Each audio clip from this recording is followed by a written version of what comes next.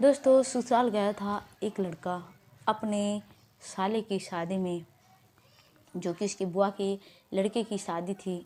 उसकी पत्नी के कुछ ही दिन हुए थे, महज 4 महीने, और दोनों जो है हंसी खुशी अपना जीवन यापन कर रहे थे। लेकिन जैसे ही शादी में पहुंच जाते हैं, वहाँ शादी में कुछ ऐसा हो जाता है कि कहानी बहुत ही ज़्यादा भावुक करने वाली है। कहानी को आप एंड तक ज़रूर देखिएगा दोस्तों। नमस्कार दोस्तों, मेरा नाम है मोनिका। मेरे इस नए एपिसोड में आप लोगों का स्वागत है। प्लीज़ वीडियो को लाइक और सब्सक्राइब ज़रूर कर दीजिएगा ताकि मेरा हौसला बना रहे। दोस्तों ये कहानी है बिहार की, और इस लड़की का नाम जोनी है। जोनी अपनी बहन के देवर से प्यार करती है, और इतना ज़्यादा प्यार करती है कि किसी से शादी करना चाहती है। और जो उसका देवर है वो भी उससे जोनी से प्यार करता है। लेकिन जैसे एक दिन जोनी बात कर रही थी अपनी बहन के देवर से, तो यह बात उसकी माँ को पता चल जाती है। जो उसकी माँ है उसके पिताजी को बताती है, और फिर उसके पिताजी अपनी बेटी को जो है डांटते हैं, कहते कि बेटा अभी तुम्हारी पढ़ाई लिखाई की उम्र है, तुम पढ़ो लिखो, इन सब चीज़ों में मतलब तुम ध्यान नहीं दो।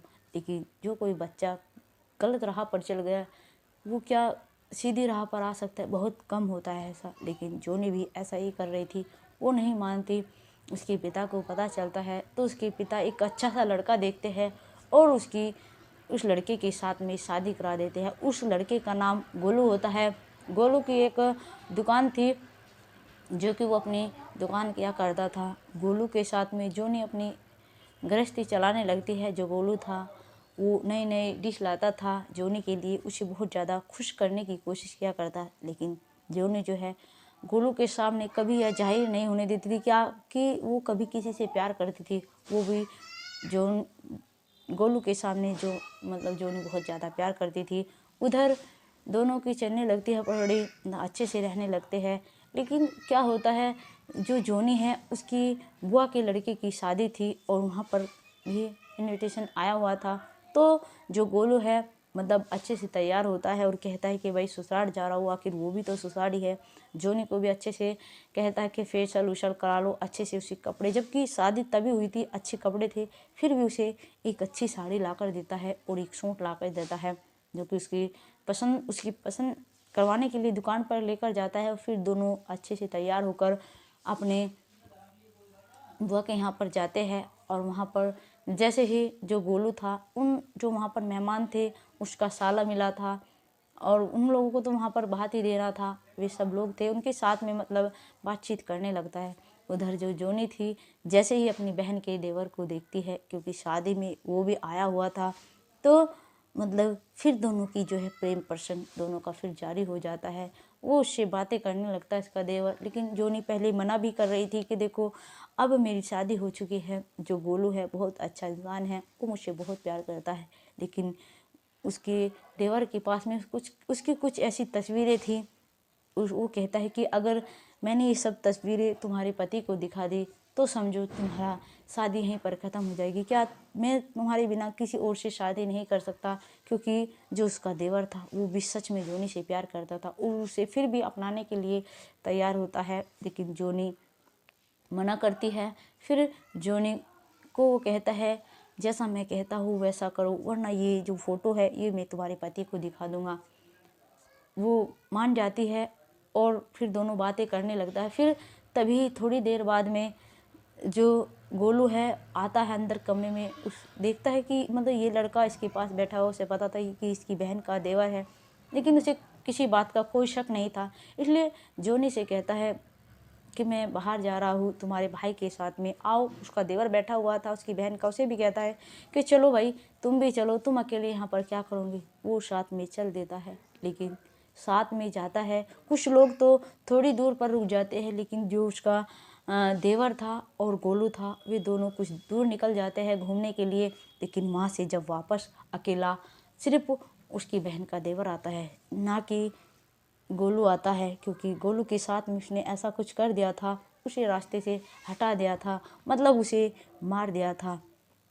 जब ये सब देखती है जो जोनी है, वो कहती है उसे, जब उसका पति नहीं दिखाई देता, गोलू अपने भाई को कहती है कि देखो तुम्हारा जीजा जी नहीं दिखाई दे रहे, आखिर कहाँ गए हैं। लेकिन जो उसका और फिर पूछती है अपनी बहन के देवर से, कहती है कि देखो तुम्हारे साथ में तो गए थे वे, आखिर वे कहाँ हैं, अब वे नहीं दिखाई दे रहे हैं। जो उसका बहन का देवर था वो कहता है कि तुम्हें अब चिंता करने की कोई ज़रूरत नहीं है, अब तुम्हें मुझसे कोई नहीं छीन सकता। हम दोनों अब तो तुम्हारे पिताजी मेरे साथ में शादी जरूर करेंगे, तब करते ना करते। लेकिन जब ये बात सुनती है जोनी, उसे बहुत ज़्यादा मतलब सोचती है आखिर ये ऐसा क्यों कह रहा है। फिर वो अपने जो बुआ होती है अपनी बुआ को कहती है कि आखिर वे नहीं दिखाई दे रहे हैं। लेकिन ये सब वहाँ पर मतलब शोर होने लगता है कि जो जोनी है उसका पति है जो गोलू, वो नहीं दिखाई दे रहा है। लेकिन थोड़ी ही देर बाद में पुलिस वहाँ पर आ जाती है, क्योंकि किसी ने पुलिस को फ़ोन कर दिया था। वहाँ पे पूछताछ जारी रखने लगती है और अगले दिन जो जोनी है अपने ससुराल पहुँच जाती है अकेले ही। आई थी अपने पति के साथ में, लेकिन जाती अकेली है क्योंकि उसके पति का कुछ भी नहीं पता चल रहा था। जैसे ही जोनी के घर वाले ये सब मतलब जो गोलू के परिवार वाले जब यह बात सुनते हैं, उसे सब पूछने लगते हैं। उसे कहते हैं आखिर कहाँ गया, तुम्हारी साथ ही गया था, तुम्हारी रिश्तेदारी में गया था क्या, तुम्हारे बीच में कुछ अनबन हुई थी क्या, कुछ ऐसा हुआ था। लेकिन जोनी कहती कि ऐसा कुछ नहीं हुआ था, सिर्फ ये कहती कि जो मेरी बहन का देवर है उसके साथ में गया था घूमने के लिए, अपने भाई का नाम नहीं लेती, जबकि उसका भाई का भी इसमें हाथ था।